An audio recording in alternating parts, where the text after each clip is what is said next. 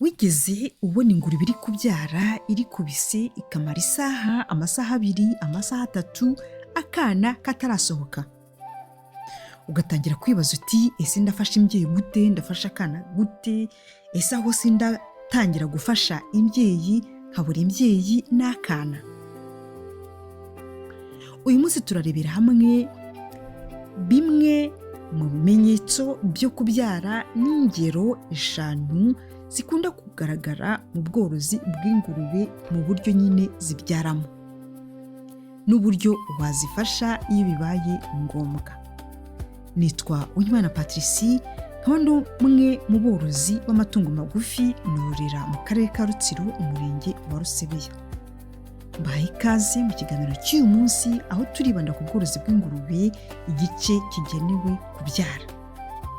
Abashyashya mwiyandikishe kugira ngo ibiganiro nk'ibi bijye bibageraho bigisohoka. Twagiye. Mu busanzwe ingurube iyo iri kubyara hari ibyo twita kubyara neza. Kubyara neza ni cya gihe akana k'ingurube gasohoka kabanza kagasohora umutwe, amaguru akaba imbere akaba asubiye inyuma, amaguru y'inyuma akaba arambuye.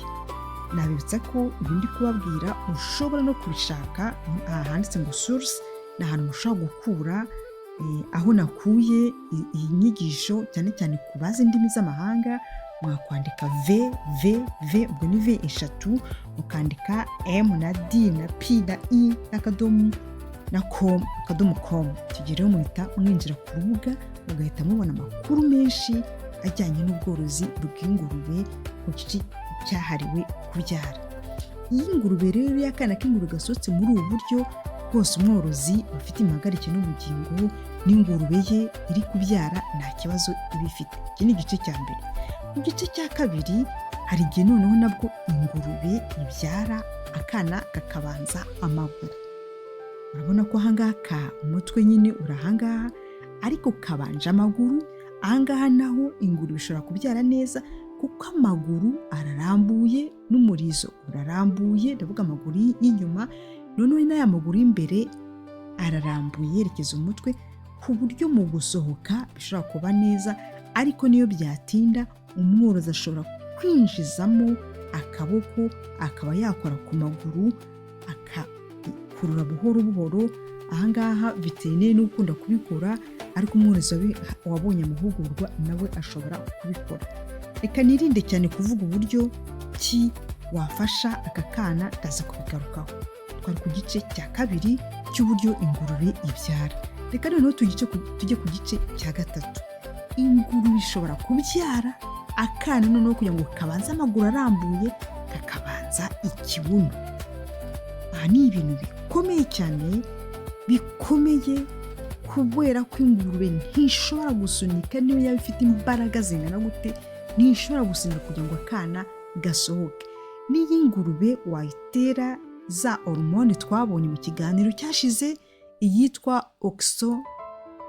oxytocin ifasha mu byerekeye no kubyara. Icyo gihe iyo uyiteye ingurube akana ntabwo gasohoka, ahubwo uwo muti uteye ushobora kwangiza nyababyeyi kubera yuko utuma ibise byiyongera. Ibise niyo byakwiyongera ntabwo iki kibuno cy'akana k'ingurube gishobora gusohoka.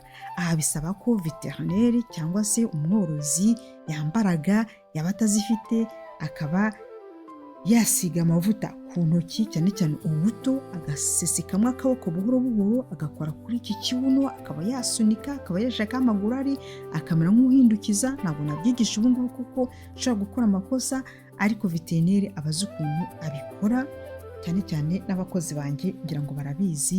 Icyo gihe noneho ugafasha aya maguru kuza inyuma, noneho ugafasha akana k'ingurube gusohoka. Reka turebe igice cya kane. Igice cya kane noneho hari igihe akana k'ingurube kiyicarira pe, kakiyicarira kakabanza umugongo. Murabona n'iyi ngurube yaba ifite imbaraga zo gusunika igapusa, ntabwo uyu mugongo wasohoka mu nda y'amagara. Bisaba ko veterineri cyangwa se wa mworozi wahawe amahugurwa ashobora gukora mu nda y'amaganga, akinjiramo imbere akaba yapusa uyu mutwe ukaza hano imbere akabirandura nyine noneho agasohora akana. Murabona rero ko cya gihe dutegereza ngo ingurube ikubise tudafite amahugurwa ahagije, mu kanya ingurube ikaba irapfuye yishwe n'uko utwana nyine tutashoboye gusohoka, umuntu adafite ubumenyi ku byerekeranye n'ubworozi bw'ingurube. Ahangaha rwose ingurube zishobora kugucika. Igice cya gatanu. Ku gice cya gatanu, aho kugira ngo ingurube zisohore, akana k'ingurube gasohora umunwa, gasohore ikibuno, gasohora umugongo, ahubwo kariheta. Urabona uko kaba kehese kagerageje gusohora umunwa karangiza karicurika. Bivuze ngo niyo ingurube yaba ifite imbaraga zingana gute, ndavuga imbyeyi, igasunika uko ishoboye, ntabwo iyi pozisiyo ishobora kunyura mu nda y'amaganga. Bisaba rero ko veterineri aba ahari agafasha ingurube, akambaraga, agasunika, akakora mu byo yigiye nyine, akana k'ingurube kagasohoka. Bivuze ngo rero ni hahandi hari amahugurwa twagiye tubona atandukanye, aho batubwira ko ese ingurube ihaka igihe kingana iki. Ni nk'uko umuntu akwaza ngo worora inka, ese inka ihaka igihe amezi angahe, igihe kingana iki? Umudamu atwita amezi angana gute? Iyo umudamu agiye kwa muganga baramubwira bati wasamye ryari, bagahita bamubwira igihe azabyarira. Ingurube zacu rero nazo ni uko, iyo tuzi igihe zasamiye, iyo tuzi igihe zafatiye, tuba tuzi n'igihe zizabyarira. Tuvuge niba ari ingurube wateye intango uyu munsi, wazitereye rimwe, icyo gihe uba uzi neza ko izabyara mu mezi 3, ibyumweru 3, iminsi 3. Hari application dufite, wazayikenera kwandika muri commentaire, hazayimuha akajya areberaho, kuko umaze gutera intanga uhita wandikaho uyu munsi, application igahita ikubwira ati ingurube yawe izabyara igihe n'iki, kandi byagiye bigaragara.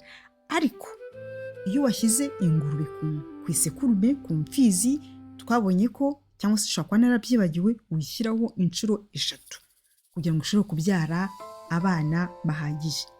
Ya nshuro ya mbere, inshuro ya kabiri, inshuro ya 3, niba ntarabivuze cyangwa se mukamwifuza kongera kubimenya, nazakora ikiganiro kijyanye no kubangurira, gukoresha uburyo busanzwe, uburyo ushyira isekurume cyangwa se ushyira ishashi ku isekurume inshuro 3. Icyo gihe rero igiye kubyara ishobora gutangira uyu munsi ni gukora ikiganiro ku itariki 9 z'ukwezi kwa 3, 2026, ni saa 4 za nijoro. Niba nshyize ishashi ku isekuru mu munsi kuri iyi saha, ejo nzongera nyishyireho mu gitondo saa 4, nongeye kuyishyiraho nijoro saa 4. Icyo gihe rero niba ugiye kubyara, ntabwo irabyara utwana icyarimwe. Hari utwana ingurube ishobora kujya kubise icyo gihe mu gihe kirekire, kubera ko yabanguriwe mu masaha atandukanye. Niba mufite ibibazo byerekeranye no kubangurira ingurube no kubyaza ingurube, uburyo umuntu yakwitegura, mubyandike muri commentaire kugira ngo nzabikore mu kiganiro cy'ubutaha. Murakoze rero, mbashimiye ko mwabonye umwanya uhagije wo gukurikirana iki kiganiro cyerekeranye n'uko ingurube ibyara n'uburyo ishobora kubyaramo, n'impamvu umworozi yagombye kuba ari hafi yayo kugira ngo ayifashe. Imana ibahe umugisha, kandi mbifurije ibyiza mu bworozi bwanyu bw'amatungo magufi. Mwari kumwe na Uwimana Patricie, naho utaha, bye.